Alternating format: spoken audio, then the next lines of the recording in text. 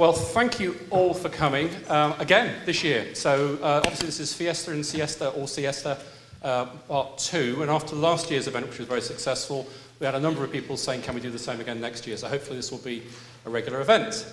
My name's Andy Bush. You might remember me from last year doing the MCing. And it's my pleasure to welcome you all here today on behalf of Accenture.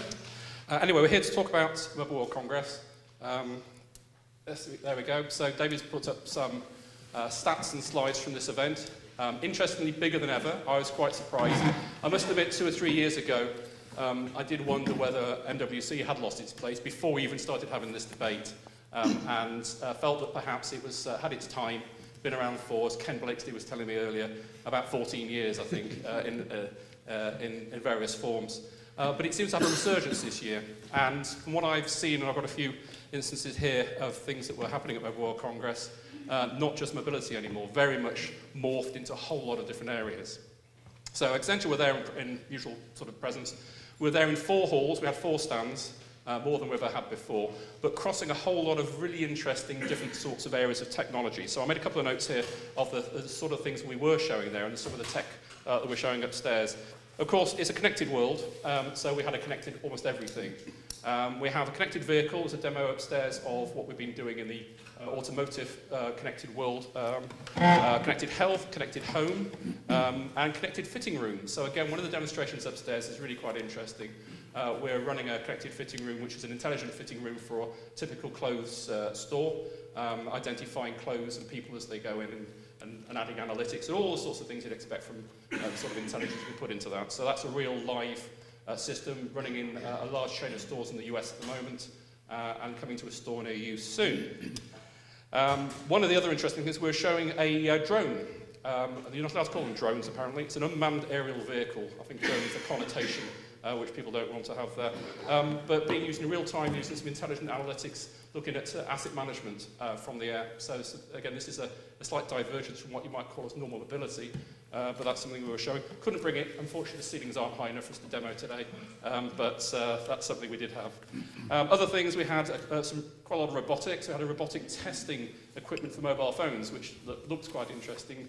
But we always had this problem around the physical nature of mobile phones when you're trying to test them. How do you do that and automate it? So we built a robot to do it.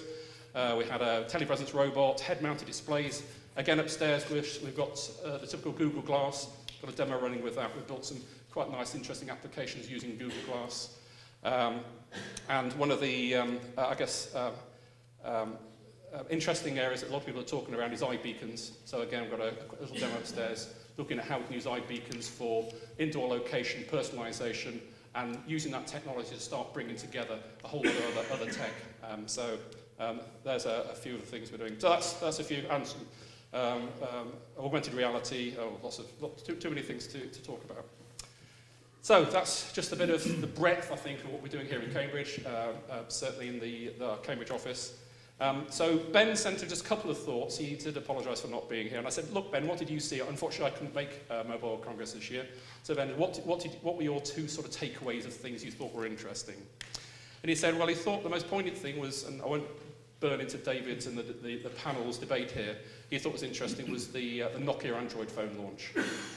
He said that this was a really interesting to see, a very low-cost, high-quality device, but he said, if they'd perhaps launched that 2 or 3 years ago when Microsoft's decision was made, perhaps the world might be a different place, and maybe Nokia would be in a different position today. So there's a question to throw into the panel from Ben. The other thing he said that he thought was interesting was the Qualcomm stand, if anybody there went to that. He said it was a bit like a Disney ride, he thought. He said there were queues queuing to get in, and they were being managed through the process, a bit like Disneyland. He said, but it's all a bit spooky. He said this connected home was maybe a bit too connected, maybe a bit intrusive. Maybe it was looking at what your children are doing and what behaviours of people in the house are doing. But he said, connected house and connected buildings is something which I think we're going to have to come to understand is going to happen, and how do we manage that? Okay, so let me pass over to David Wood, our chair for tonight, and let him continue and introduce the panel. Thanks very much, Andy. And thanks to Accenture for hosting this event here tonight. We are going to look in a moment at some of the highlights from Mobile World Congress, and we're going to look at some of the possible places that could have been done better. And we'll have our panelists commenting on that. To start off with, I thought I'd share with you a video. This is a video from the Mobile World Live TV channel, which is done by the GSMA, I believe, and they picked out of all the coverage they took at the event, they picked out their 5 top items. So this is our baseline, and you may be able to say, well, this item 1, 2, 3, 4 was boring, and here's the more important stuff. But let's look at some of this.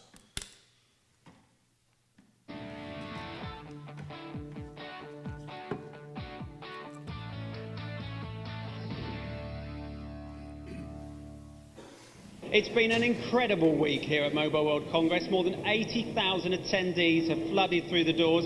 There's been a load of news too. Mobile World Live TV has brought you coverage of every major press event. So we've now condensed that into our special video feature telling you what we think are the top 5 stories. Kicking us off at number 5 is one of the biggest draws of this year's Mobile World Congress.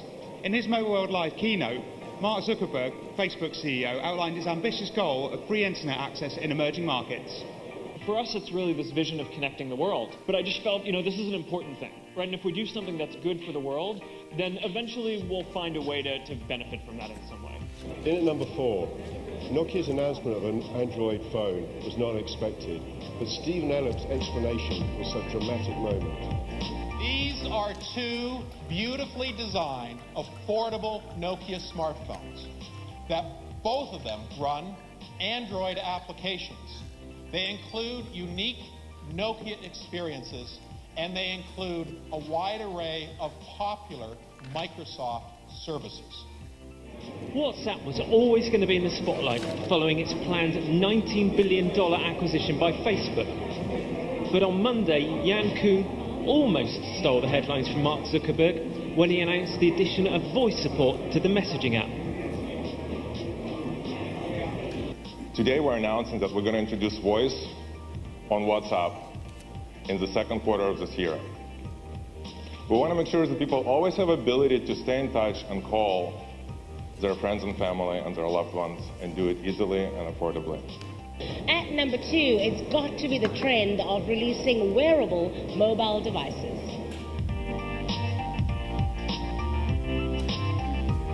And our number 1 story of the week is Samsung's unveiling of the Galaxy S5, which some experts believe has the potential to be the best-selling smartphone in the world.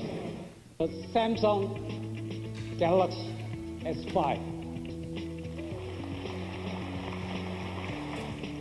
A great look, a refined user interface, an amazing display, a better control, and a longer battery life. Now that's design.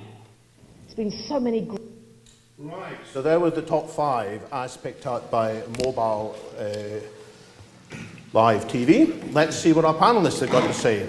We're going to ask the panelists to pick out, first of all, up to 3 items they thought were particularly newsworthy, particularly significant. And we'll do that in a minute. After they all give their points of view, we'll open up to the floor. So if you thought we were missing something, this is your chance to come in and say there's actually a very important news story we've missed.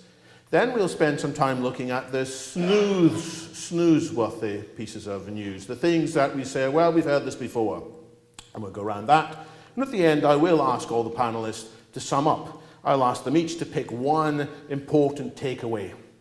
And I'll admire agility of mind here. If, during the course of the discussion, some of the panelists realised there was a better answer that emerged from our group discussion than one of the 3 that they picked at the beginning, that will be admirable. I'll also admire the opposite of agility. What's that? Fortitude of mind, stubbornness, or whatever. Singleness of purpose, if you picked one of the ones at the beginning. But before we start the discussion, I should point out a couple of things. One, we are being filmed. So if you want to swear, please swear with correct spelling and punctuation. We want to keep the reputation of Cambridge high. And bear in mind, it is possible that your future customers and clients and employers might be evaluating you based on the quality of your contributions. No pressure, guys. Secondly, all of these people on the stage, although they come from companies and organizations, they're not here wearing the flags of these companies and organizations. They are here as wise individuals with a whole host of experience. And we had some of it goes back 2 decades, 3 decades or more, and they're here, therefore, saying lots of things from their own point of view. So let's take that for granted. At the end of the evening, when you leave, not that we should think about leaving yet, but when you do eventually leave, we'd like you to hand in your badge so we can recycle it. And we'd also like you to put a few comments in the feedback form so that we can do this better if we do it again next year. So having said all that, I'm going to start running through the panel. And why don't we start at that end of the panel with Tony Milburn.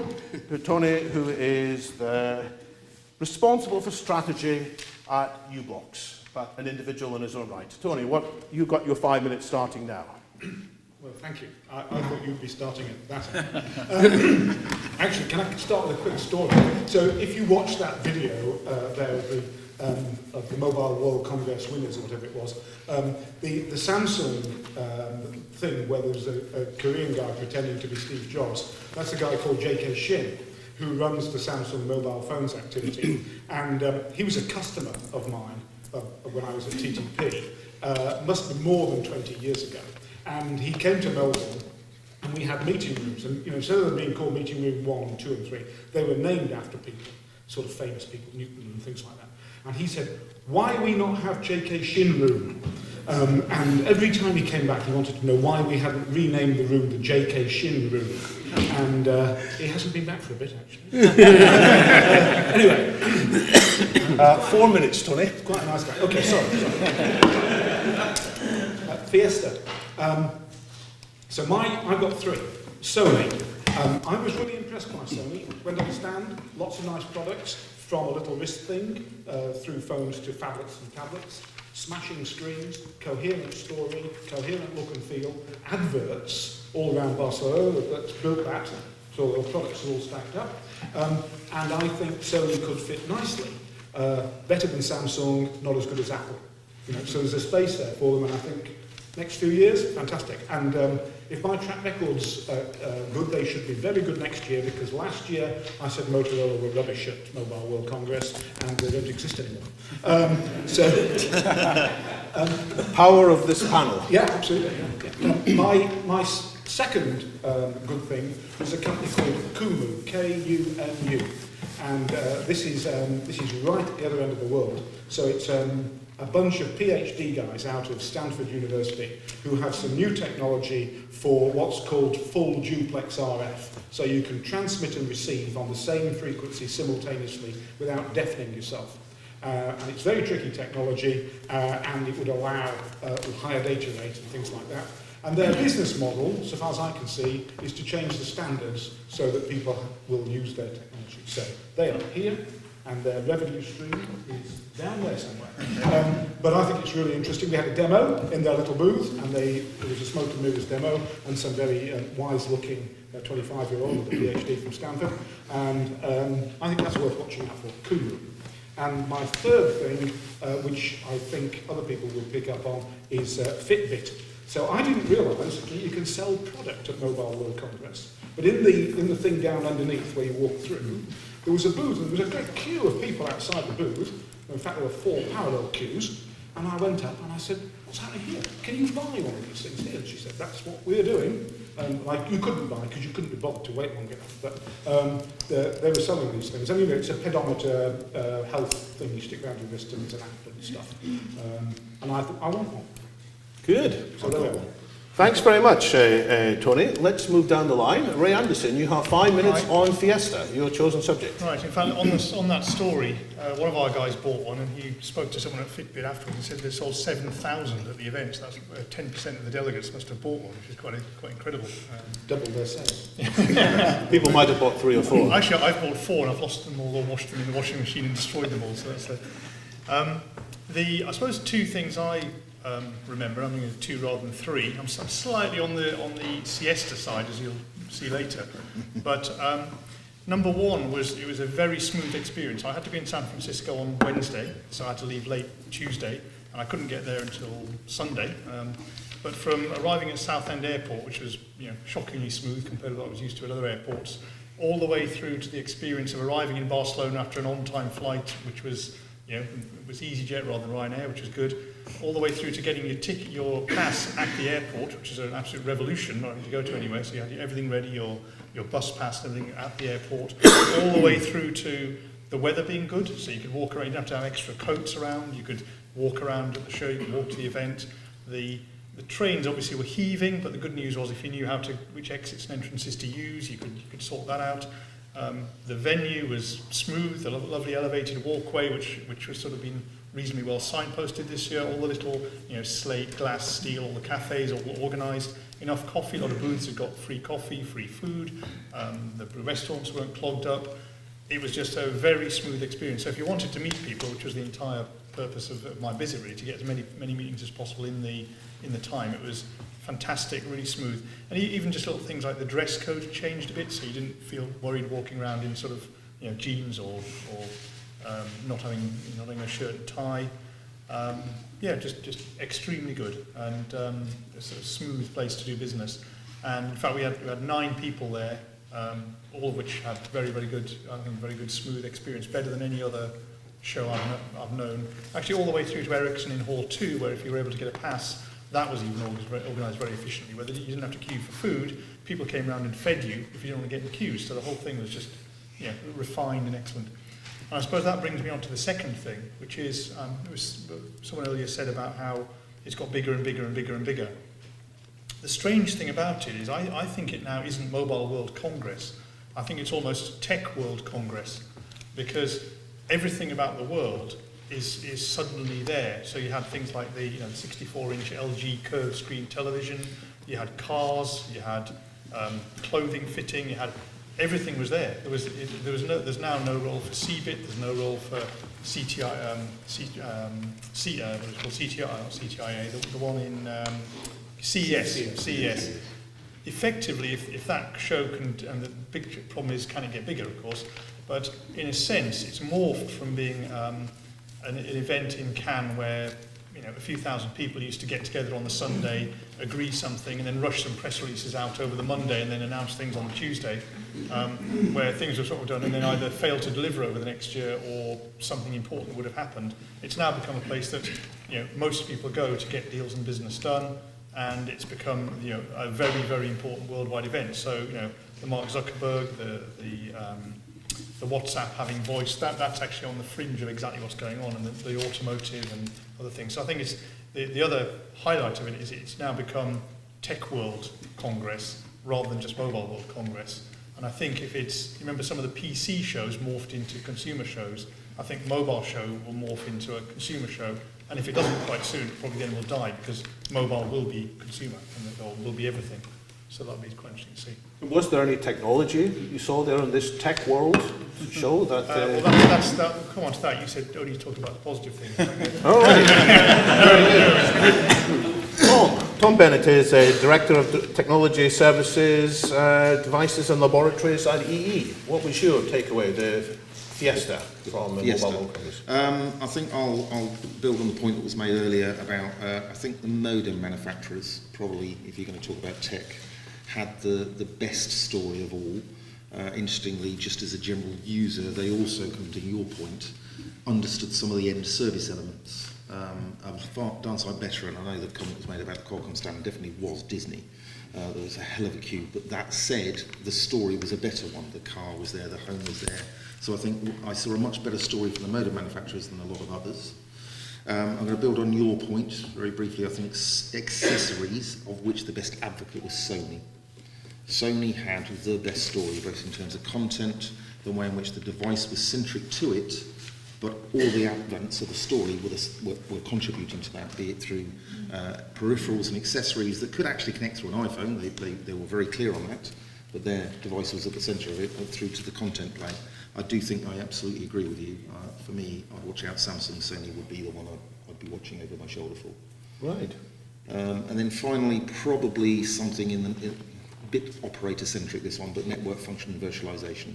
We start to have some very decent conversations. It's been can we do this in the cloud, very conceptual conversation. We're really starting to see, as a network operator, decent set of offerings and products coming together from some of the vendors. What was that acronym? NFV. NFV. So network function virtualization. Thanks. What does it mean? What it means is how much of your network can you actually just put in a server array. So you really do condense down to being a radio network, and everything else that we know is the core network, subscription control, it's all up in the cloud. So that's NFV. We've got another acronym next, MYOD, Make Your Own Device. Eric Jacobson is the director at Accenture Mobility, who amongst other things is pioneering MYOD.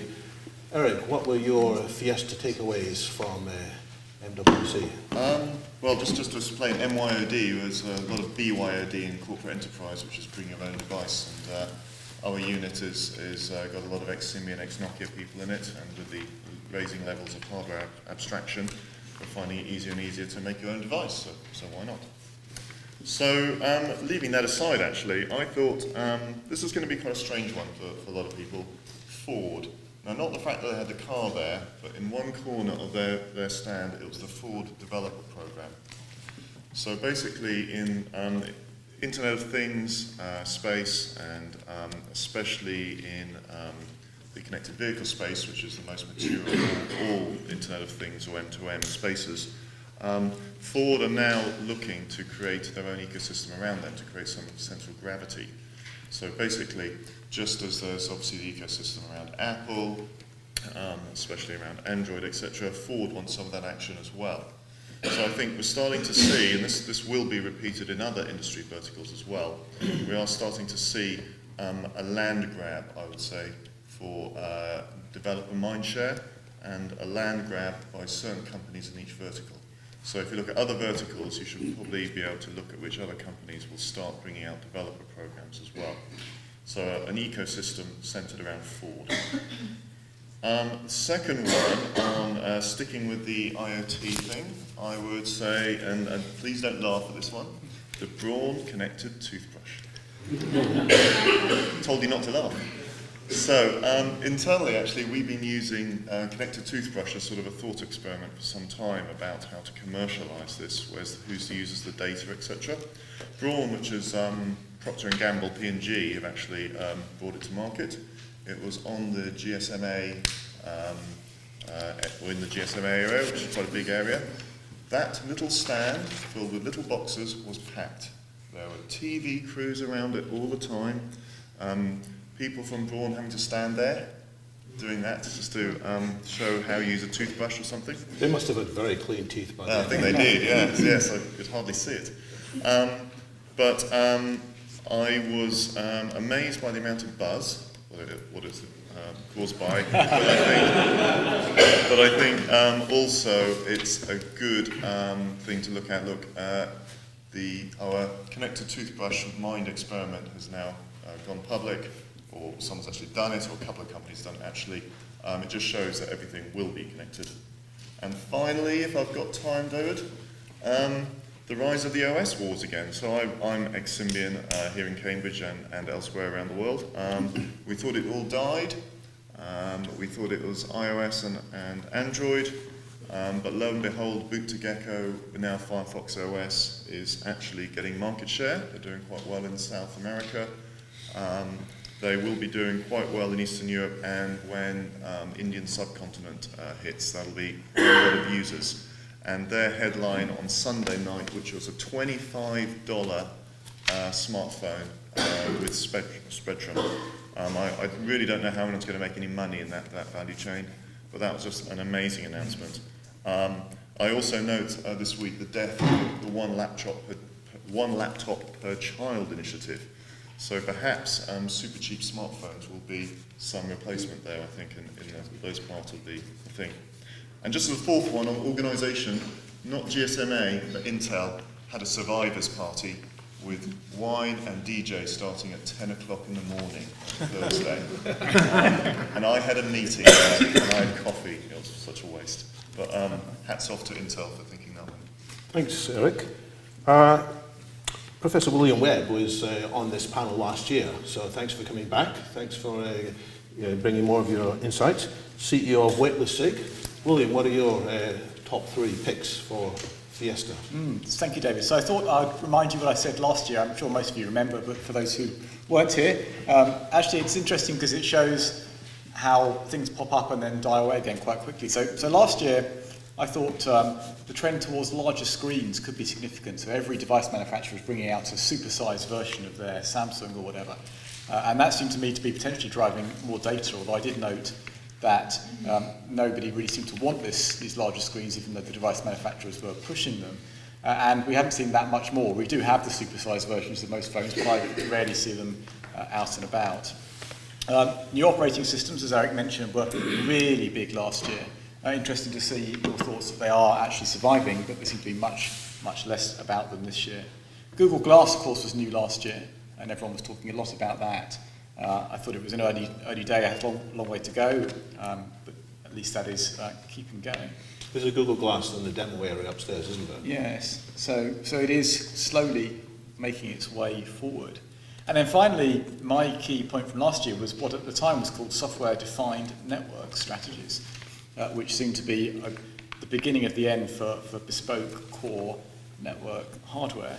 And indeed, as Tom mentioned, that is the one trend that I think really came forward this year. And so one of my first Fiesta point is what last year was software-defined networks, and this year is network function virtualization. I'm sure someone will tell me there's some subtle difference between them. Yeah. I couldn't quite spot it myself, but I think it's going to change the face of the supplier-side industry, because suddenly you can just build something in the cloud and deliver it rather than needing to have bespoke hardware. I think it will change the way that apps, or at least sort of functions on the network side can be introduced. And I think it potentially allows a lot more in the way of convergence between different platforms to happen more quickly. So it's a slow build thing. Nothing happens fast on the network side, but I think network function virtualization is one of the key elements. The second one I pick up was actually number 5 on the video, which was the last billion mobiles.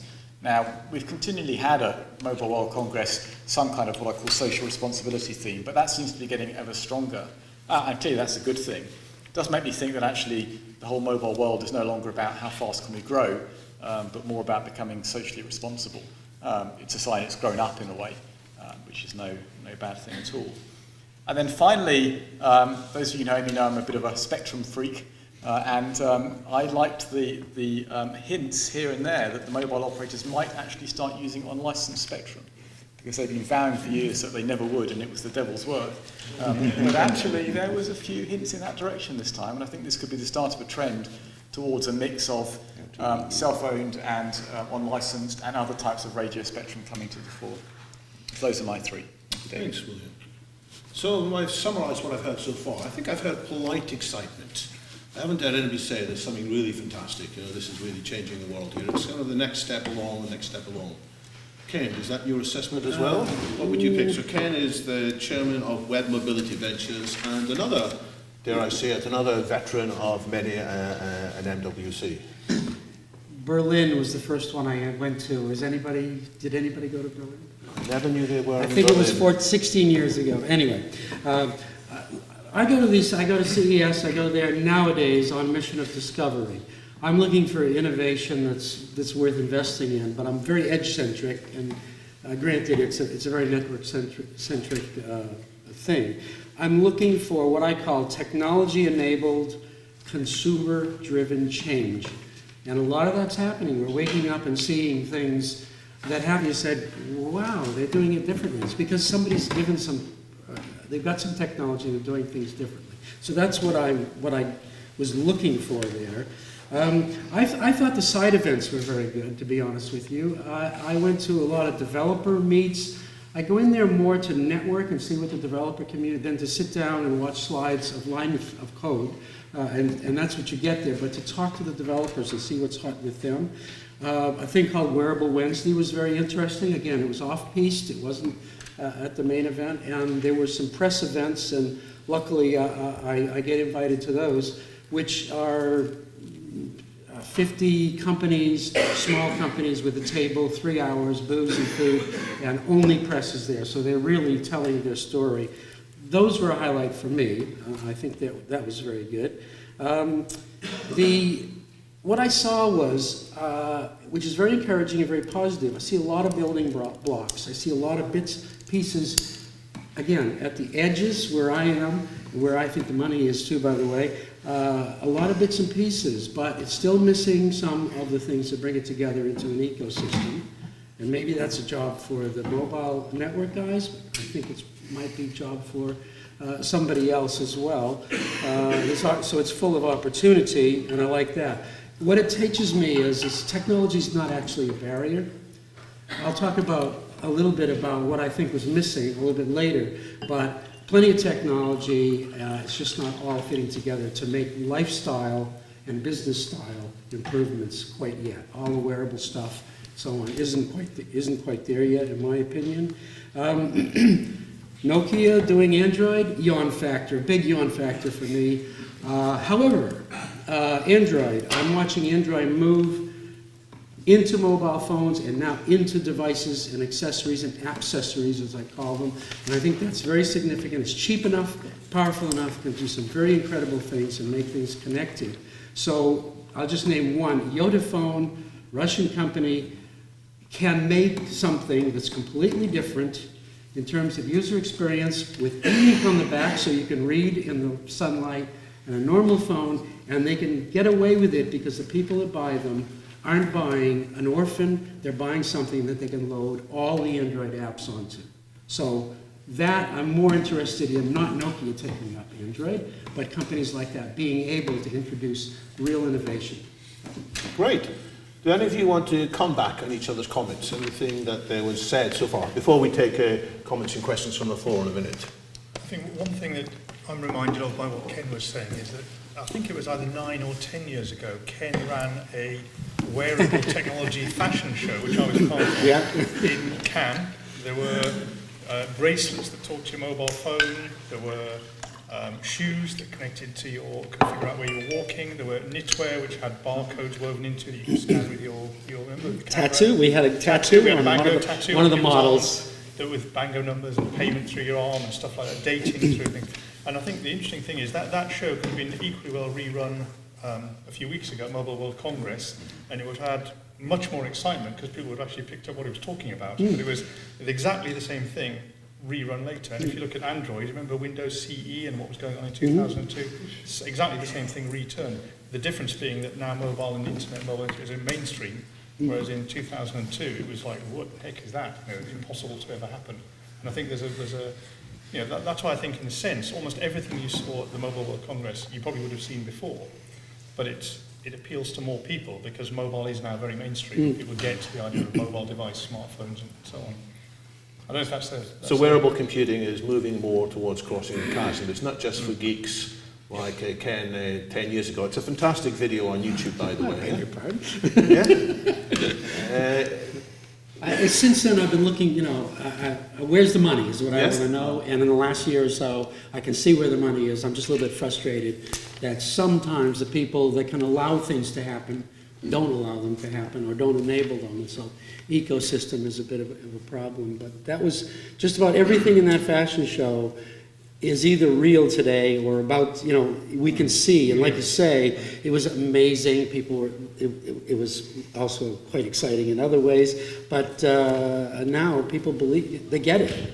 Okay, let's take comments from the floor. And by the way, if you wish to comment online, don't forget there's a hashtag here. It's Fiesta, that's the kind of good point first. Hashtag Fiesta or Siesta. But by the way, please make sure your phones are reasonably quiet because we don't want that cutting into our lovely filming. So that's the hashtag. Who would like to take issue or add some other comments into this from what you saw at Mobile World Congress if you were there? Tim. So Tony, you were talking about Fitbit being one of your highlights there, but they've just launched a product recall on that Fitbit. And I think it's an interesting reason that they've recalled it. It's because the mechanics of the product have been causing rashes on the user's arms. I know I'm interested that there may be a whole raft of wearables with similar problems coming to light after they've gone to the market. I guess people don't have a problem with a whole bunch of other stuff they wear. So I would imagine that this is not a huge issue from Fitbit's point of view. Actually, when I got home, I nearly bought one. And then I went on to Amazon or something. I found they were cheaper on Amazon than they were at the show. But also, there's a bunch of reviews on Amazon, and that's what some people say. The strap lasts 10 minutes. You have to put it on your leg. It goes to sleep when I go to sleep, and all sorts of stuff. But the reason I mentioned it was that it seemed to me to be the first time I'd seen something that Ken would recognise as a wearable that I actually was interested in. And I'm sure there's some implementation issues, but it doesn't strike me as being particularly important. People are not going to die wearing electronics, are they? So, Any other comments? One down here. Please wait for the mic. Just say who you are. Hi, John Bechtel from Badger Pass. I saw Stephen Elop's presentation about the Nokia phones, and he said it'll run Android apps. Does it run Android, or is it like BlackBerry running Android apps? I don't know. Yeah, it's a form version. Yeah. It's my understanding it's the bottom half of Android with a thin Windows layer on top, which is probably half to do with technical and half to do with licensing, I suspect, about the Android open source project. So these devices won't run Google Maps and Google Mail and all the... I think you have to sideload the apps as well, I think. I don't think you can do it. It doesn't support Google Play, so you can't access any of the apps in Google Play. And it doesn't support the Google in-app billing, so you can't pay for any of the things in the Google in-app billing. So what was the views of the panel about this announcement? I heard some people say it was too late. I mean, is it actually going to shake the world round? Are more and more people going to be using this? It was a project that started 2 years ago, and it became unstoppable, so they probably had to launch something at Mobile World Congress, and the suggestion probably is the next year it'll have gone. I'm sure Steve Microsoft won't want it capable anymore. of stopping projects. Yeah, but it's... but I think it might have been a project that had to continue, so if the Microsoft thing hadn't happened, there was a bit of a so that's one sceptical viewpoint. And you got a more positive assessment than that? No. I think I do. I think it's been called, I think Nokia call it the on-ramp, don't they, to smartphone ownership. Otherwise, everyone else has called it the gateway drug. I presume one of the good reasons is because it's running Android at the baseboard layer, you get access to the cheapest silicon possible out there.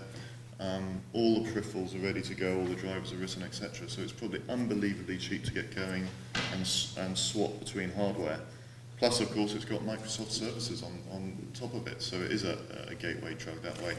So for certain markets, I have a feeling it might actually do quite well. It might end up bizarrely competing with the aforementioned Firefox, actually, as well. Ken? Well, I mean, I think maybe it is a developing market type play, but from a consumer standpoint, I can't see any reason why anybody would buy a Nokia phone that had Android on it. Quality of the plastics. Perhaps, yeah. That's pretty good. Even the logo, the brand is not... Okay, some comments from the floor. There's quite a few now. So there's one down here, and then we'll take Nabil, and then there's over there as well. Let's take three at a time. Yeah? Hello, I'm Celia Williams from Clarity Creative. Both Ray and Ken mentioned some of the other events that were happening on the peripherals of Mobile World Congress. And going back to your comment around sort of tech world as opposed to Mobile World Congress, I'm interested if any of the panel saw the Empowered Industries that was happening at Montjuic, at the original site in Barcelona, and particularly your views on how well that was being presented from a health perspective, travel, broadcast, etc. Obviously the sales and marketing version has been going for a while, but did anybody see that and have any thoughts on that? So hold that thought. Let's take another couple of questions. Well, if it's a nice statement, we'll accept it. Otherwise, we'll ask you to change it into a question. Okay, it's Nabil Mahdi, IDSS. One of the comments was early on, which is saying that Sony was slick. But one of the things that came out was the revitalization of Alcatel TCL. If you looked at them last year, they had nothing, and this year they completely revitalized their offerings. And in fact, in the price points that is growing in the market, which is a sub 100 euro, they seem to have that. And the other is the arrival of Gionee. I think it's Gionee is pronounced. I'm sorry, but you have to excuse me. It's a Chinese manufacturer, massive presence there.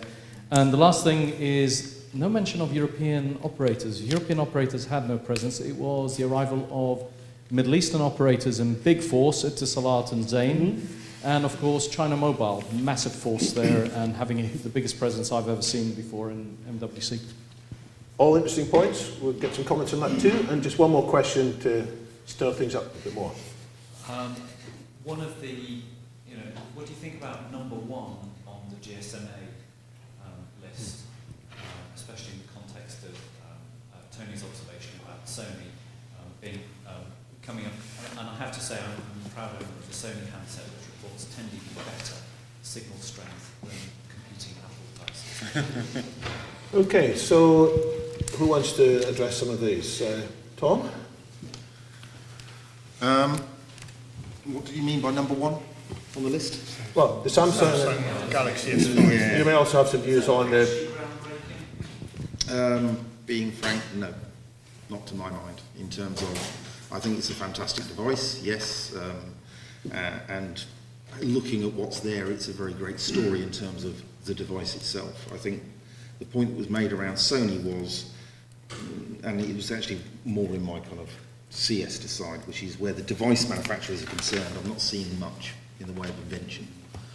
The device technology has gone as far as I think it's going to go. Yes, quite clearly you've got a 3GPP roadmap that will continue forward. But building on your point about, well, is this now technology or is this CES? I see from Sony a better understanding of what the end customer, as a consumer at least, if we stay with the consumer space, may want to use it for. I'm not seeing that from the device vendors, particularly. So yes, don't get me wrong, Samsung GS5 probably will be the best-selling device by far. Absolutely agree with that. It's a fantastic device. It's the story that's missing. So the incremental improvements isn't enough as a story in your view? In my view, no. Okay. And your views on the presence of European operators at the show? I always wondered why operators would even bother having a stall, being frank. Why do operators need a stall at MWC? Is it? GSMA is founded by your group. I think that may have been the case. But there may be other ways to do 15 business. years ago, not now. Any comments on the other questions? What about the Empower show? If you look at it's interesting that your point about the core show and then the fringe events, I actually think that might be a theme that might develop, because if you look at how, say, London Fashion Week's developed, it's become one of the most vibrant in the world, not just because of what goes on at the event, it's because there's all the fringe events that go on, and the city supports the fringe events, and I think, whereas New York and Paris don't. So I think if Barcelona could, and I'm not sure about the venues and things like that, but it certainly has the capacity to have, like the old theatre was taken over by a developer forum and all these other bits and pieces, and maybe that's the way Barcelona might go. It might go, so there might be Mobile World Congress, and then twice as much activity outside, which clusters around it, driven by the accessibility of the most important people in the world going to Mobile World Congress, and they might also pop over and see some of the other bits and pieces. How on earth they get attracted outside and how they get a taxi there, I've got no idea.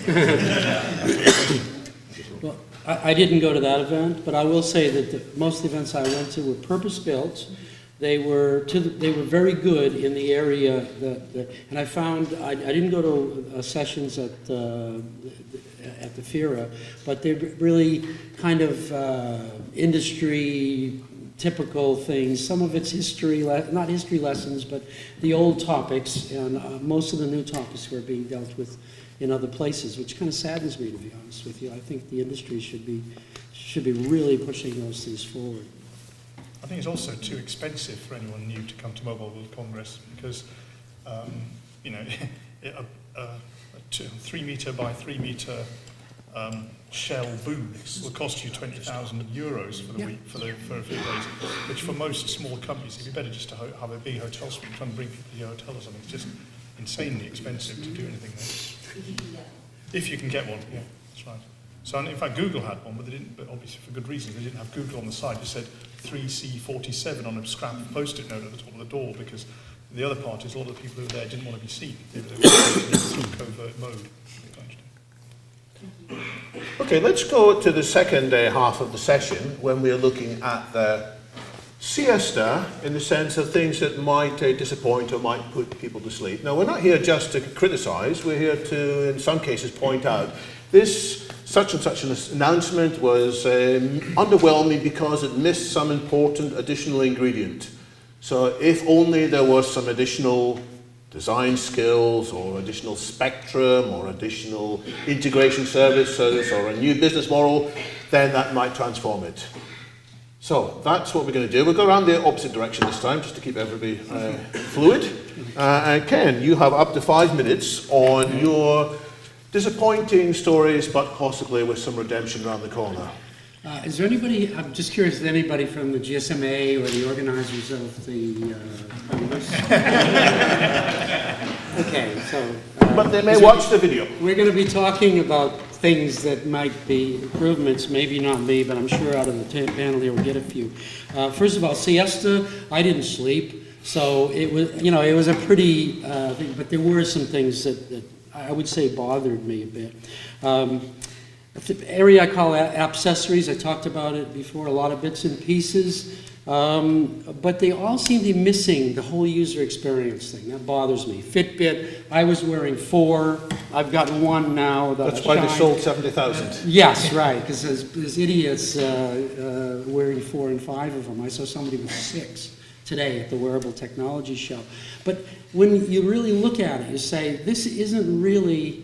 For people who are curious about how many steps they take, that's fine, but I want to understand how I can improve my lifestyle, my health, my fitness, and so on. That's the next stage. So the technology's there, get working on it, get working on that, guys. It was really hard to find innovation. And I'm spoiled by the Consumer Electronics Show, and I am very consumer and edge-centric, so they have picked all of the hot areas, new areas, 3D printing, wearable technology, and they even had a wrist zone or something like that, tech zones. You could go there, if you're interested in 3D technology, you would see 50 companies.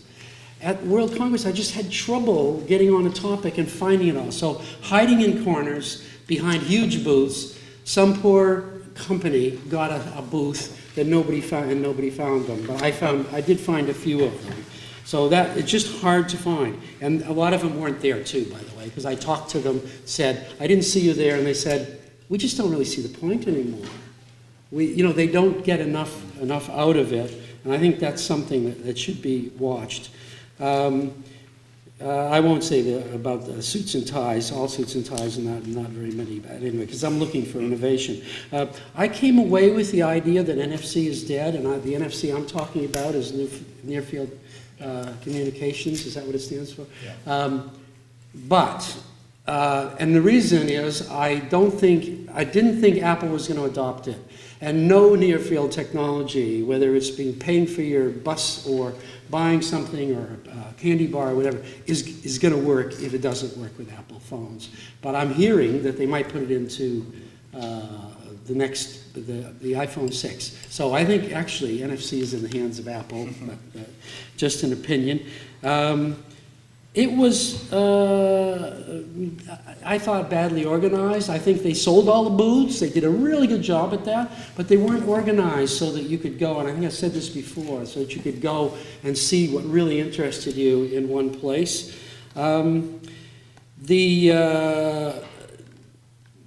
The wearable technology was very disjointed, and I was looking for wearable technology, smart glasses, all that sort of thing, and I just didn't find that. The CES was very well organized.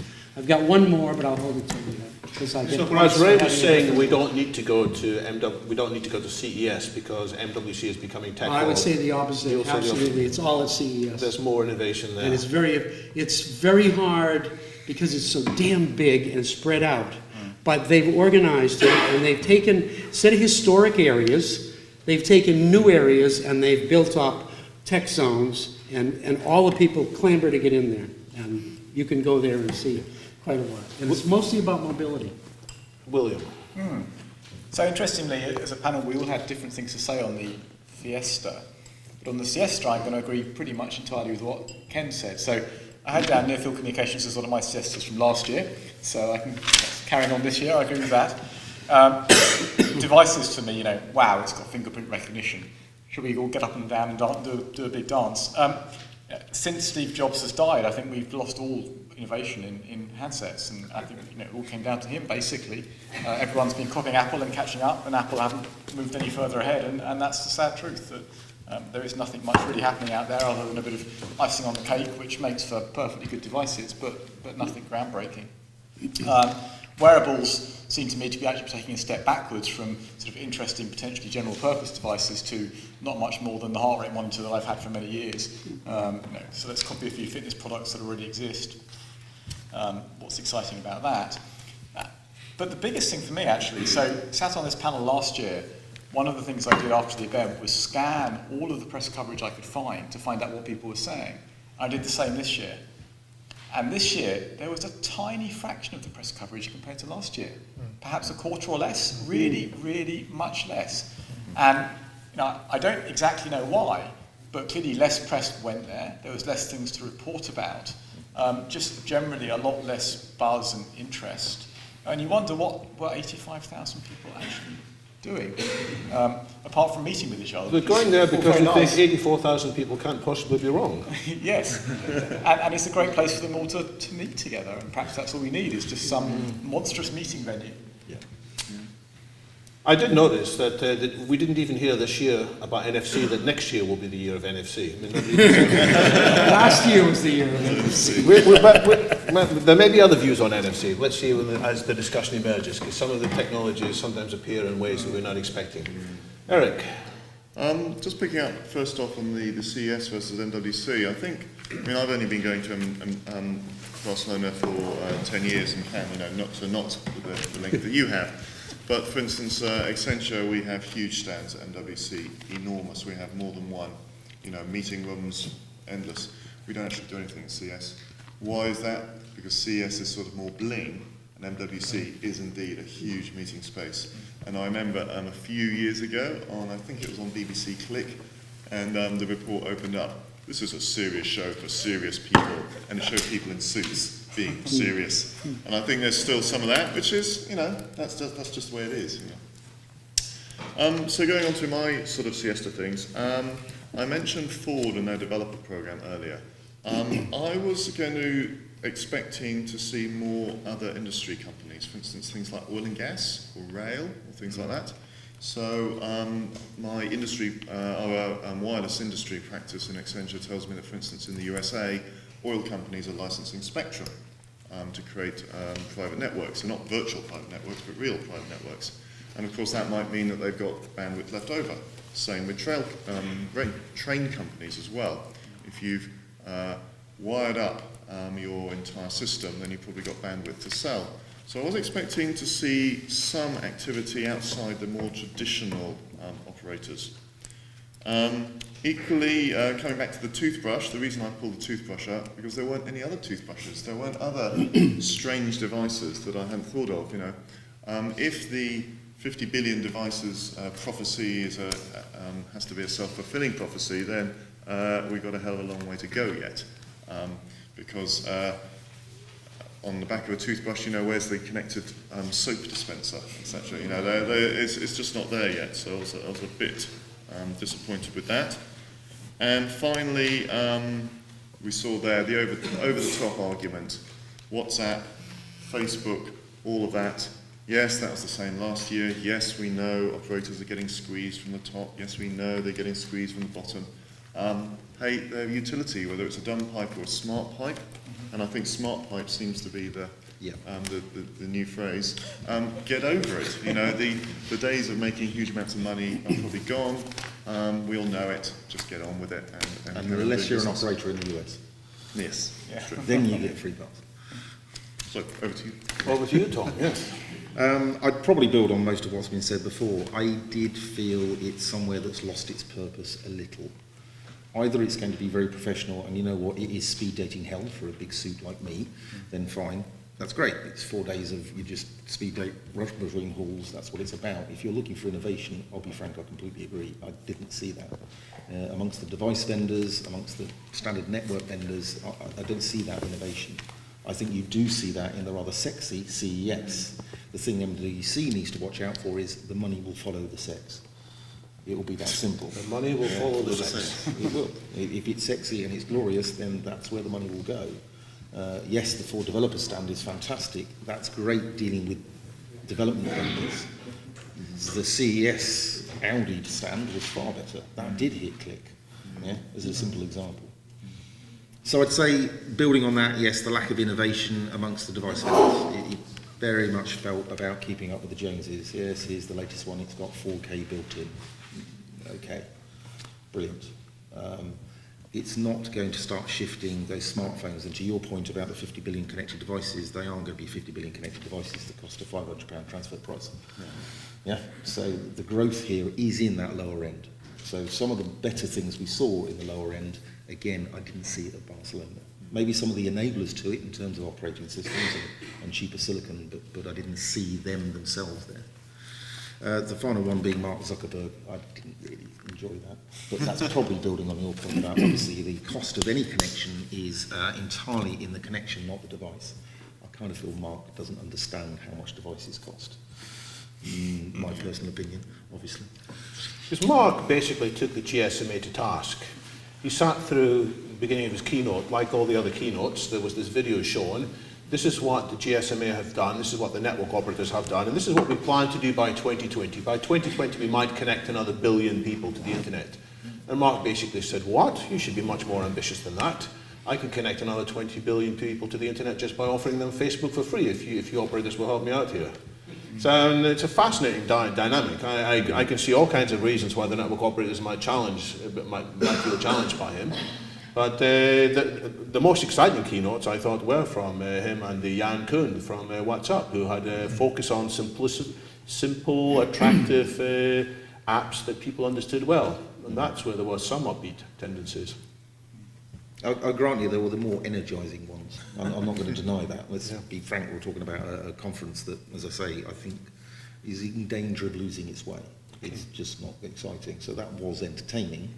I don't see it as being realistic, but that's a different conversation. Okay, we may come back to that. Ray, I think, it may be the case that the event is sort of evolution is survival of the fittest, so that, and nobody, I don't think, plans a Mobile World Congress. There's nobody who decides that you're going to have dull booths and no important things, no dancers, no sexy stuff, no operator porn parties or whatever this year. You know, there's a sort of it's like evolution. So, well, there weren't any this year. Previous years there weren't any this year. And I think it's just that the people who are planning it, the marketing departments who organise the booths, plan the parties, they've been told, look, it's a really busy meeting time. We'll have as many meetings as possible. It's a self-fulfilling machine that generates the best possible meetings. So why did ZTE not have any, exotic dancers on their booth? Probably it would distract people from concentrating on having meetings with ZTE about buying volume handsets. Or why were there no interesting press announcements? We don't want to waste our time having a press announcement. We might have to have press meetings. Why was the BBC booth in the media zone empty all the time? Because nobody wanted to talk to them. There's nothing to talk about. We're having meetings with people who can have meetings with. So I think the machine is designed around getting people in, having lots of meetings, one after the other. The best booths are like fortresses where you're not allowed in unless you've got a pre-arranged meeting with somebody. You can't even go in. So there's a sort of, and most of the booths have morphed into that mode. There was the guards on the doors and stuff like that, and technology to stop people coming in unless you had the right NFC-enabled pass. So there is a role for NFC. So I think it's evolution towards what will survive. If you do something a bit innovative or a bit exotic, you won't get any food and you'll die off, and next year you won't show up, and they'll increase the price of the booths again. So that's, I think, is what's going to happen. And whether people, the question is, will there be a demand for meetings? It's an interesting question. And I certainly think, from my perspective, if we can have the same number of productive meetings as we had last year, of course we'll go and we'll do everything we possibly can. And it's interesting because if any of you have an Android phone, and probably Apple has the feature but they keep it covert, if you go into the Google location history, you can see where you were at every minute of Mobile World Congress, and you can draw a little map of where you walked. It's quite interesting, and just see where you went, and you can see the sort of the shuffling around. You can see the whole halls you never visited because there was no reason to do it, and it's just very, very interesting to see where you went. And then back think, so why did I go to those places? And it's all linked to your Outlook calendar, whatever you use to do your time meetings. And so I think the reason all these things have perished, no innovation, no dancers, no parties, no things like that, is it's become a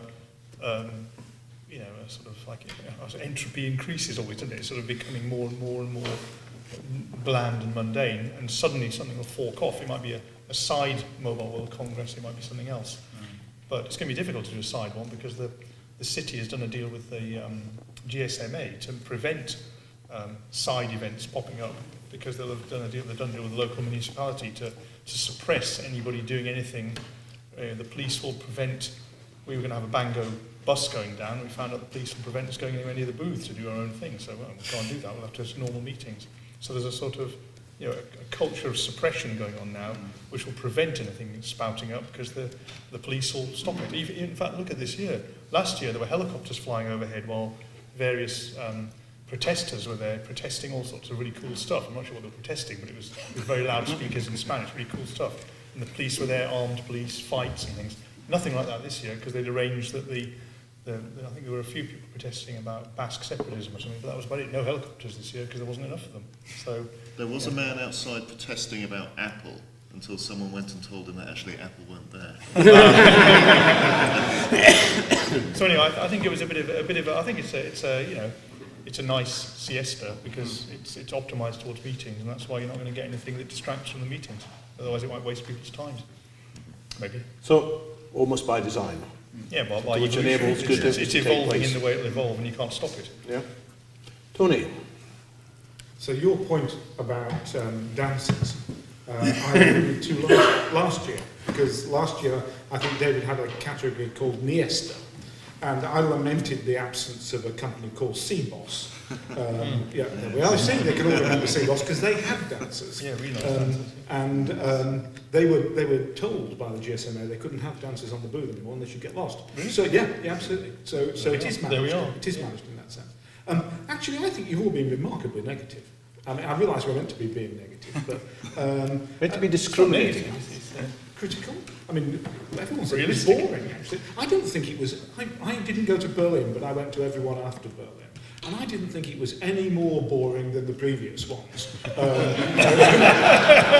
It's back-to-back meetings, and it is about meetings. It's about the industry meeting the industry. It is not about exhibiting sexy technology to the consumers of America, which is what CES is about. And anyway, for me, my Siesta bit was u-blox is an M2M company. It sells components for communications. It doesn't, so they are really dull. They're this big and they're silver. And one of the things that's important to us is standards for these communications. And there's an interesting standard coming from OMA. There was an OMA session on their lightweight M2M standard. It was in Hall 8B. Now you go in at 1. Right, 8B is about a mile down there. Yeah. So I make my way. Oh, two of my colleagues tried to go to this thing, but they couldn't get an invite. I got an invite. Yeah, cool. Right. So I make my way down. There's a special session in the afternoon on Wednesday. I'm exhausted before I get there. It was really dull. There were demos.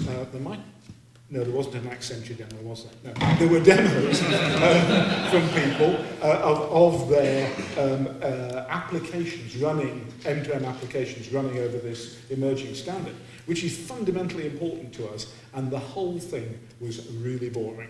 You said don't be negative. Yeah, no, this is just this one thing. Oh, okay.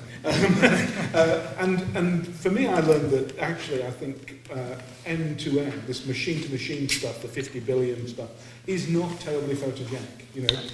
Photographing the air conditioning unit because it's got a GSM modem in it and a GPS chip in it and it knows where it is and it can tell you to come around and redo the coolant is really not as good as looking at a smartphone. So I think we are moving in a kind of less photogenic, less interesting and stimulating direction.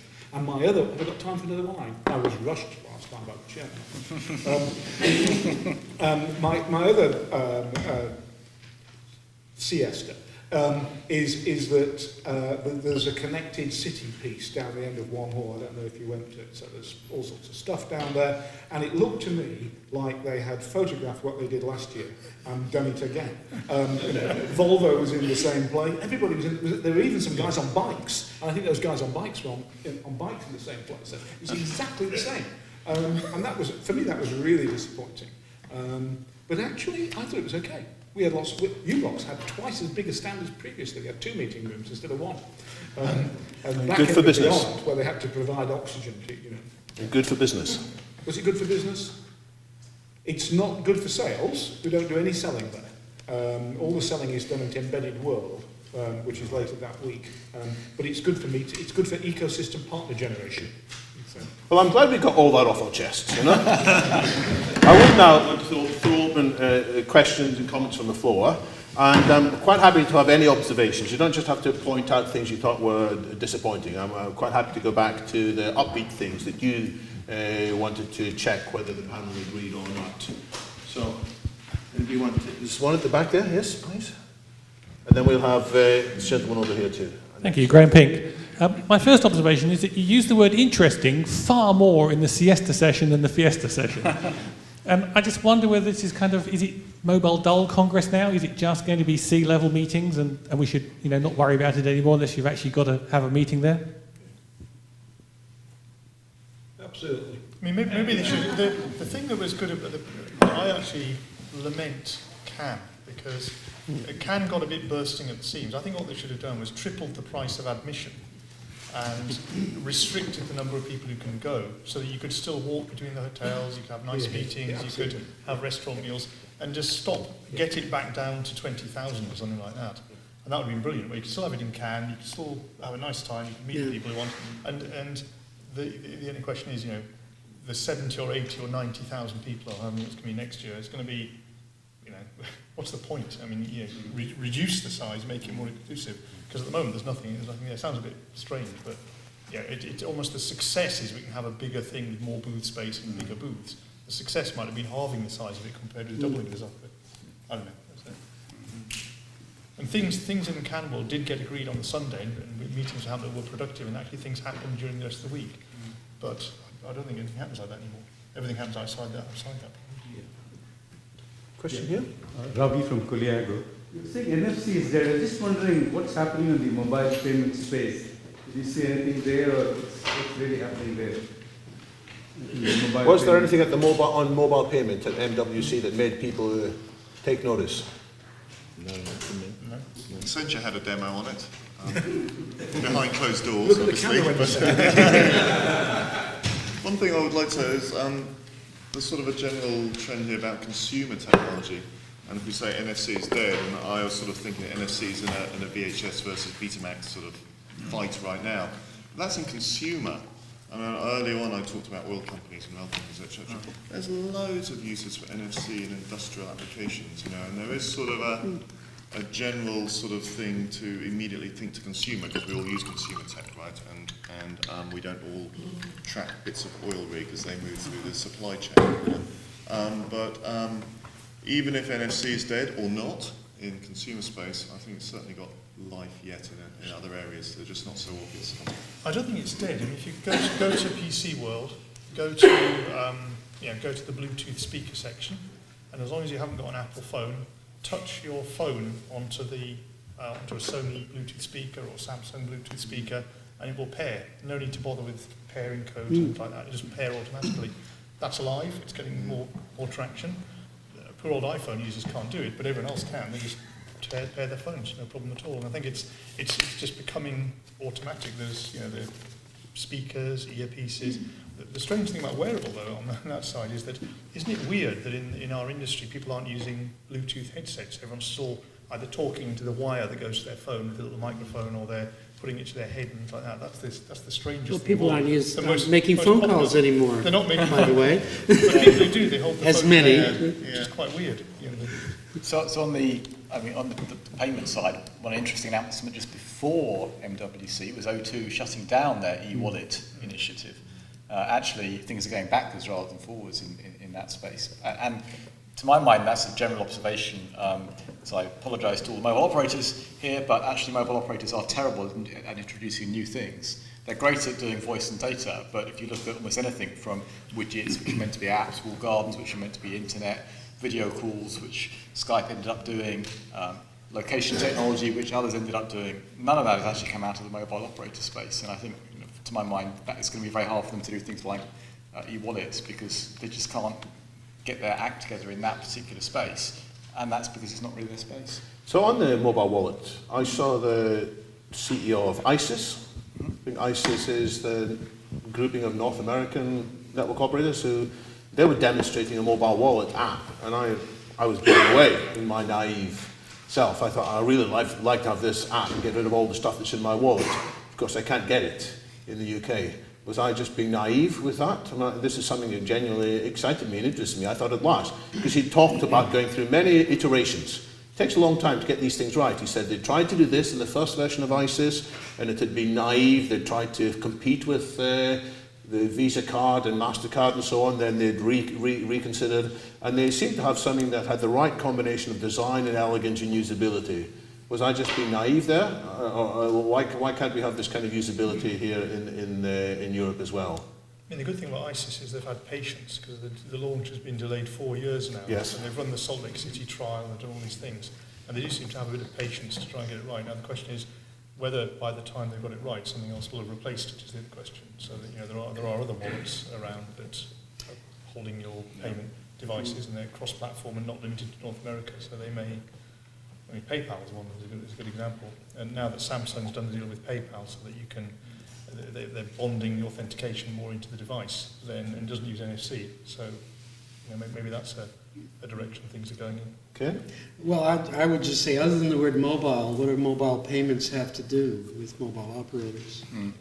Yeah, that's an issue. I mean, one mobile operator in a country cannot make a payment system that everybody uses unless they band together, and they fail to do that. With one exception, that mobile operators collect $1 trillion a year worldwide for mobile services, for voice data and payment, and obviously self-serving here. We have a piece of that. We're helping them move to pay for services delivered through mobiles, like apps and content and games and so on. So there is an opportunity there using the stuff they've got. I'm not saying it is definitely a vehicle, but you need something that's common across different phones, different operators, different everything, that actually lets people pay for things. Comments from the floor? One down here at the front. So can I just pick up on the mobile payments, please? You say who you are? So Tim Murdoch from Cambridge Consultants.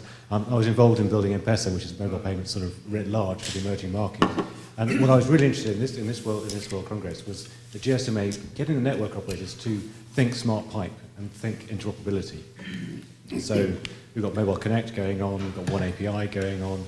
There's a bunch of really interesting, and the embedded SIM. I'd be interested to see what your thoughts are about that, because I think for me, getting a connected interoperable service means over-the-top mobile payments, over-the-top all sorts of things. Any comments on that? One quick comment on that. I think that the problem is the mobile operators aren't in a very good position to deal with connectivity, because most connectivity isn't through the mobile operators. And so, you know, in the UK, most people with their smartphones, most of the time are connected through Wi-Fi. By time, most of the volume is through Wi-Fi, I should say, not the time. Because when you're at home, when you're in the office, when you're in other places, you'll either hop between Wi-Fi and mobile operators. So anything to do with connectivity, the mobile operators are part of it, but they're only a part of it, and the Wi-Fi people are only part of it. And so I think there's a bit of a blind spot some of them have, that most of the people who are using their network are not coming. Most people using their smartphones are not going through their network. They are from time to time, but they're not most of the time. But they are owned by the network operator. Who's owned by the mobile operator? They own my connection to the network. No, they don't. Well, they do. They manage it. Well, no, I think I own my connection to the network, and I'll choose to put whatever SIM I want. I'll use when I'm in the States, I'll roam through a Wi-Fi hotspot. I'll use VoIP. I'll use Skype. I'll use Facebook messaging. I'm not owned by the mobile operator. I'm a Vodafone customer, and I'm also a T-Mobile USA customer. I'm not owned by any operator. SIM is my key at the moment. No, it's not. I agree with you that in many cases I ignore the SIM, but for most people, for most of the time, that SIM is the default connection key. Anybody else want to comment on this? I don't know whether the SIM has any relevance when I'm in my house or when I'm in my office, because I type the credentials into... it's more that Google is my key, because if I change my SIM on an Android phone, Google requires me to re-authenticate with Google before I use the SIM. So I can't use the phone if I change the SIM. William? So an interesting observation. Somebody mentioned earlier the mobile boarding passes. So if we go back 5 or 10 years, it was a vision of the future that you'd walk into the airport and your phone would automatically trigger the gate, and you just walk straight through and life would be wonderful. And actually, we're kind of there. Yep. Everyone gets their boarding pass on their mobile, but not the way we envisaged. We expected it would be some kind of near-field communication automatically downloaded to your phone based on some intelligence system that knew you were travelling. In fact, it's an app that runs on top of Google or Apple that puts something on your screen. Nothing to do with the mobile operator. The last trip I took, I got my boarding pass over Wi-Fi. I didn't actually turn my mobile data on because I didn't want to pay the roaming charge. So completely over the top, based on a standard image recognition technology, not on wireless, works perfectly well. And of course, the first thing that GSMA told people when they arrived at Mobile World Congress is, here's the Wi-Fi, here's the free Wi-Fi, you know, here's the password, make sure you connect to that, please. Yes. Free crap. Comment over here. Just thinking about... Use the mic, please. And check who you are, thanks. David Keeling from Bango. I think most of us, probably people in the room, have got more than one device. So when we think about us as individuals, whilst we might have a SIM, that's only part of our identity. So if you think about all the over-the-top play that's happening, and it's going to happen more and more, you know, most of us have got tablets. I've got 2 phones, multiple tablets, multiple devices. So, you know, when we think about mobile payments and the user's identity, it's not just going to be the SIM anymore. It's going to be how do you track, how does someone make a payment to their mobile phone bill or to any other device over any of those forms, and having some kind of common identity is going to be really key. So maybe the Samsung fingerprint thing is more significant than we were saying earlier. We were sort of yawning about it earlier, saying, oh, what's its significance? But as was being said, the connection with PayPal or the fingerprint detection might be the thing that will give us a more personal identity. Maybe the fingerprint thing is just a little bit of a spotlight, but actually the link between PayPal and Samsung is, I think it's pretty profound. Forget the fingerprint. Who on earth is going to use a password which you leave everywhere and you can never change? It's ridiculous. So, but the idea of a link between a device maker and someone who does already shuffle money around for hundreds of millions of people isn't a bad one. Time for another quick comments from the floor. Over here. I was just going to say, ISIS is useful in America because they still sign credit card slips. They need to leapfrog chip and pin. Right. So it's like in Africa, people adopt mobile money because the infrastructure is weaker. So in America, in some ways, the infrastructure is different from ours. And that's an interesting point, yes. Any other comment? David Roberts? Hi, David Roberts, freelance. It's interesting that no one's mentioned any European companies. Is Europe relevant anymore? Is Europe relevant anymore? Anybody picked a European exciting thing? So I had some not mention of Nokia. Are they European? Part of them is, Nokia is, but the bit of that was Nokia is now Microsoft, isn't it? So what exciting things did you hear about Europe when you were there? Well, I mean, at the edges, I think there's a lot of happening in Europe. Cambridge and Bango, here and so on, the wearable side of stuff. A European company, yeah. Right, Barcelona were also declaring themselves. They said, we're the mobile world capital, and in 5 years' time we're going to be the IoT world capital as well. And there were some interesting companies there doing stuff on the Internet of Things. Also from Zaragoza, which is quite nearby, the company Libellium, doing some very interesting stuff on smart agriculture rather than the smart cities. So it may not be the sexiest topic, but there's a lot of money tied up in that too. So I think Libellium is a good one too. You know, they're a small Spanish company that do these really nice, ready-to-go modules, plug and play. And I think they're one to keep an eye on, actually. Yeah. So I think there is. Yeah, it's sort of.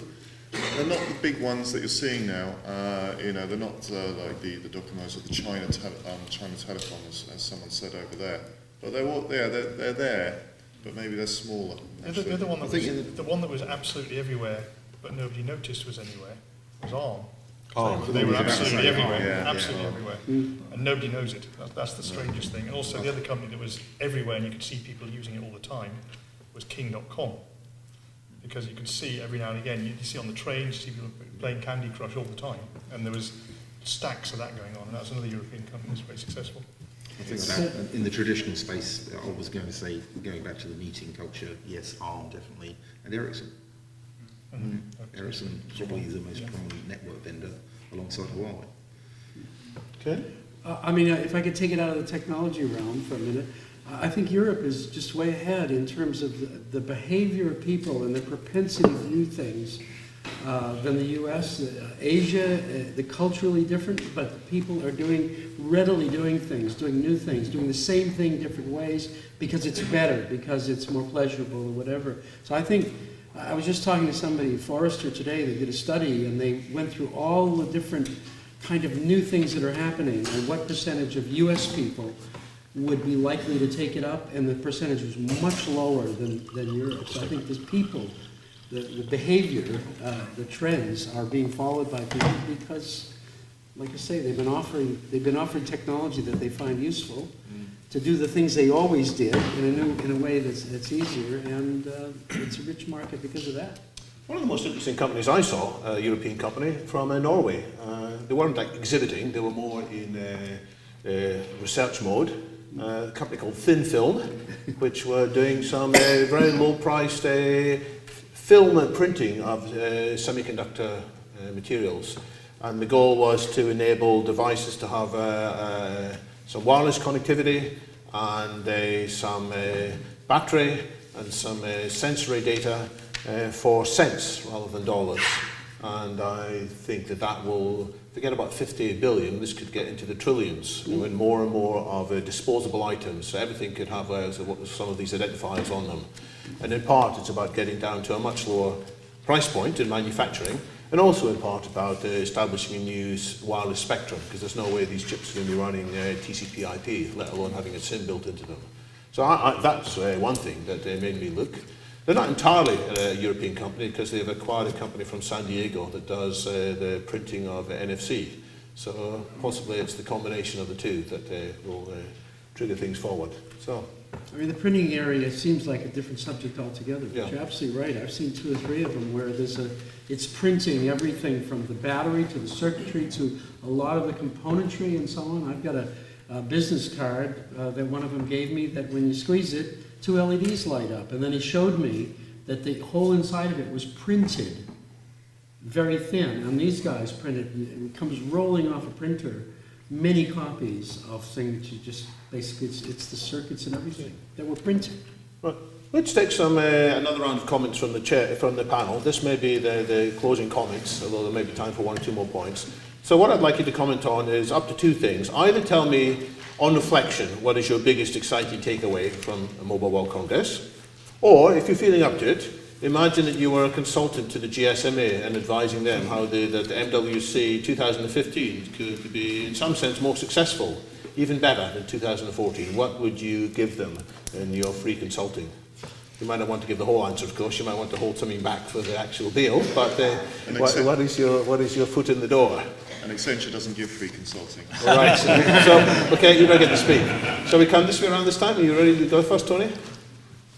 So I'll stick with Sony. Sony is the most. I do think that they tick a lot of the boxes, and I like the products. I think the performance, the style, the price, the brand, the coherence, the low component control of key component technologies. It's good, I think. So I put my money on Sony as a long-term strong player in this area. And on the advice of the GSMA, actually I agree with Ray. Move it back to Cannes, where there were better restaurants and you could walk to the venues. And it was usually sunny. And raise the price. Ray. So if they won't move it back to Cannes, which I think they won't, because there's probably a 10-year contract with Barcelona or something, I've got no idea. But the one idea might be to create. Has anyone read the book The Cathedral and the Bazaar? Okay, Everybody's read that book. Everyone's read that book. Okay. So create a bazaar. That is the cathedral. All the priests and wear their funny clothes and stuff go and talk in there. Create a bazaar. The rules would be, I don't know what the rules would be, but some rules like nobody who's got a presence in the cathedral can have a presence in the bazaar. It's cheap. It's shantytown-like. There's you're not allowed to have more than 4 chairs and 1 table or something like that. Create a ghetto area where innovation can prosper right next to the big hall, so you'll get bask in it.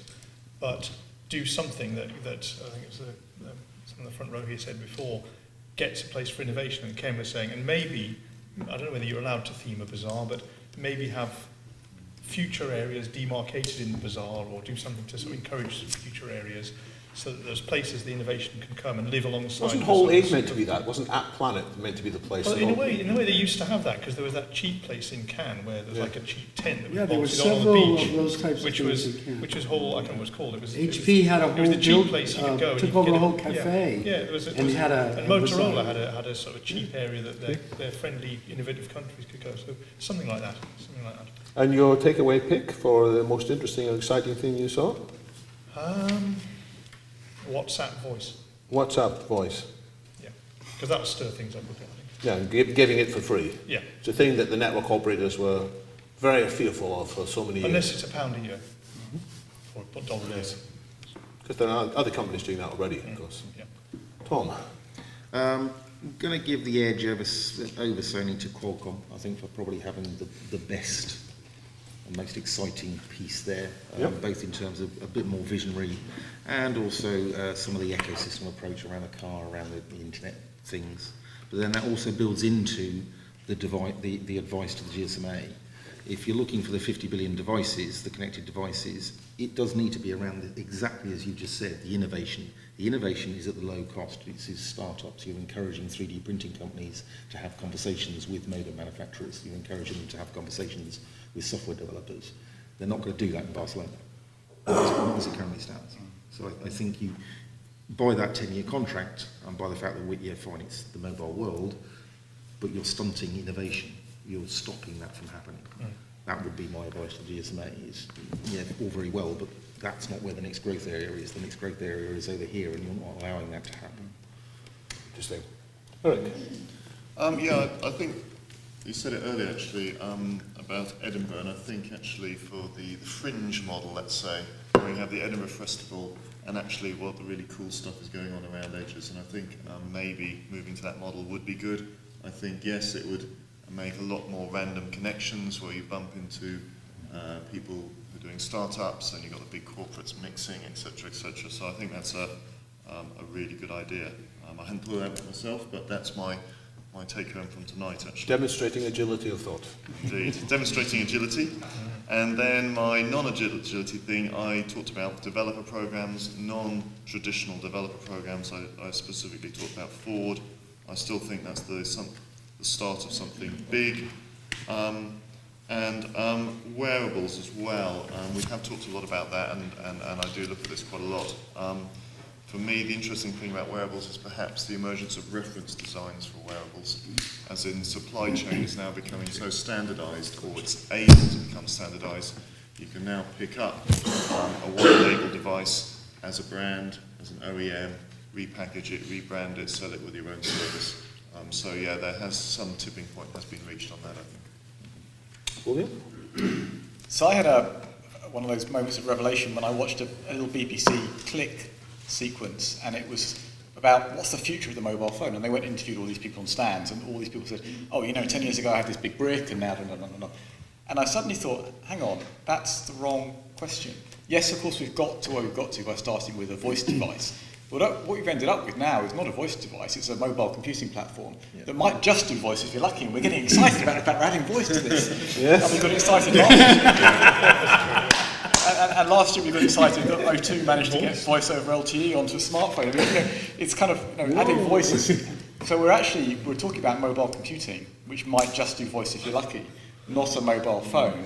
And that I think is where we should be going. This should be the mobile computing show, not the Mobile World Congress. We should be looking at what's happening in that whole space of mobile computing, because that's frankly where we are. I disagree about the Internet of Things. I think that's too different a space from mobile computing and smartphones to be to fit into the same halls as Mobile World Congress. I think that needs its own separate venue. Thanks. Okay. Well, I don't know. I'm listening to all this, and I'm wondering if you can actually morph Mobile World Congress into what we've described it needs to be. I think there's an opportunity, and I'm not interested in that opportunity. There's an opportunity for somebody to actually start getting it right and attracting the people that are actually selling real applications into businesses, lifestyle-changing things. And the wearable technology show I just went to for 2 days. This was at Olympia. It was loaded with stuff like that.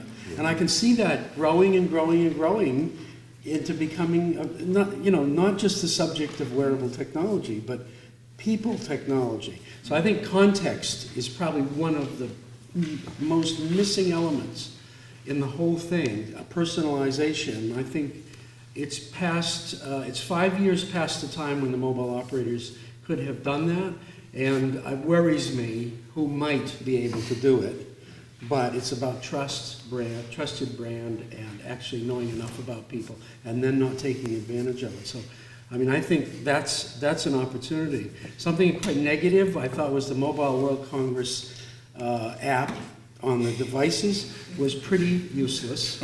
And I've actually, the CES app was dynamite.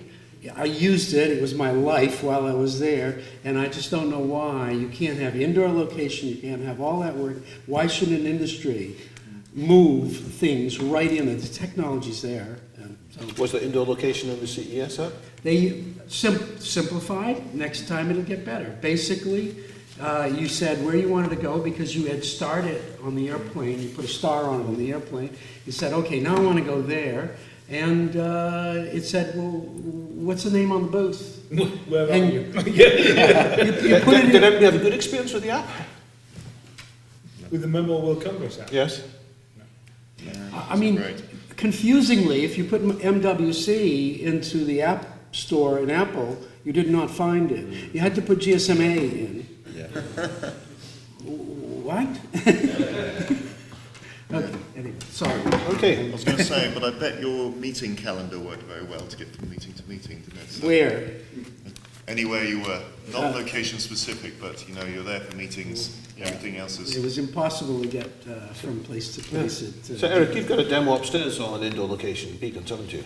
We do. Not me personally, but yes, my colleagues do, somewhere around there. Okay, time for a few more quick comments on the floor. Anything you've been sitting and wishing to inject into the conversation at the front here? Just say who you are. Simon Yarwood from ESP KTN. It's a question mainly for Ken, because I know he goes to the thing I want to talk about. But given the comments about the difficulty in finding things, the need for future innovation, do you actually think there might be a time now where GSMA needs to look to how things are done at IBC as a show on a different area of technology, but in the way it's formed? I'm just interested in your thoughts, because the comments which I was picking up here sound like the future zone, sound like their connectivity zone, sound like their production zone. I was just thinking, going back to David's point, of what would the advice you'd give to the GSMA be? I'm wondering your thoughts mainly, as I know you go. I mean, I'm quite involved with IBC, and yes, I think it's got a long ways to go in that area as well. But CES, yes, and I just think the people that sell booths, there's not an intellectual plan that says this is what's happening next. And the whole comment about the connected city, I just walked in there and I wanted to say, whoa, is this what it's really like? And oh, some of it actually works now, and oh, that I can see how that could be working in a... I didn't get anything out of the connected home, the connected city that was relevant, but they sure did sell all the booths. That was good. Other comments on the floor? So if not MWC, where would people go? So we talked about CES, there's South by Southwest, which has got a good reputation for innovation. I guess there's Burning Man if you want to try something more radical.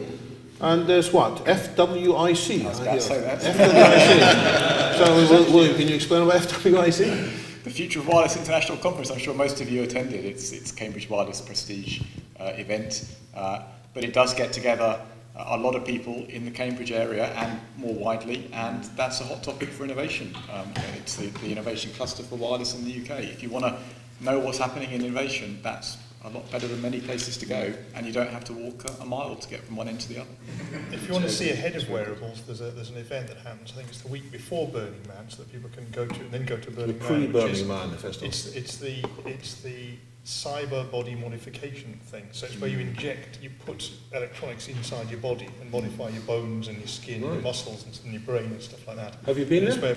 No, I'm quite busy. My wife won't let me modify my body. So, but it's an interesting one, because I think that's obviously where things are going to go, because it's going to go beyond wearable. You're going to insert things. So it's into your wearable body. and then embeddable, and a new sense ingestible, or... There are a lot of people who are going to the next stage, which is to body enhancement, cyborgs effectively, and that's quite interesting, because where Ken was 10 years ago, that's where a lot of the stuff is going. Well, there was now. a lot of that at There's CES. There was pills that I've tested it with doctors and medical people, and wow, swallow a pill when you're going to the hospital, and it reports your vital signs until it goes out the other end, which is, long enough, I guess you give the person, and it's the size of a capsule. So maybe if you don't tell them that it's electronics and it's just a pill, they'll just take it.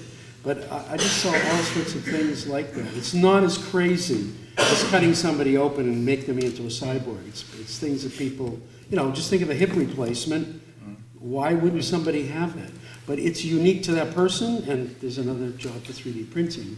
But, well, the other futurist element that was hovering around this show was at the other big keynote. So Mark Zuckerberg did one big keynote in one of the evenings, and then the CEO of IBM, Ginny Rometty, gave a keynote, and she said, look, we've got this Watson technology. You may have seen computers, which were huge big servers, answering questions in a quiz. We've now made that available as a cloud service to mobile developers. Come and enter this competition and see what use you can make of this in the cloud cognitive computing, which will have more of the ability to understand natural language and make sense out of unstructured data. So that if I was sitting in the panel, which I'm not, but if I was sitting in the panel, that would have been one of my why don't we just hand over the future of the GSMA and the show to Watson, and it'll tell us what we should be doing. Maybe in 10 years' time. Maybe in 10 years' time, yes. Doesn't that point to one of the big issues, David, which is that those cloud-based things, and there's loads and loads of them, are great, provided you're connected. Yes. And then they're not if you're not. And we all know that coverage is rubbish, actually, and high bandwidth coverage is even more rubbish. So that model is very attractive, but it's totally, what's that word? Imaginary, I think. That's not true, because the problem is that a lot of people live outside coverage. Everyone should move to where there's coverage. So a big round of applause to all the panelists.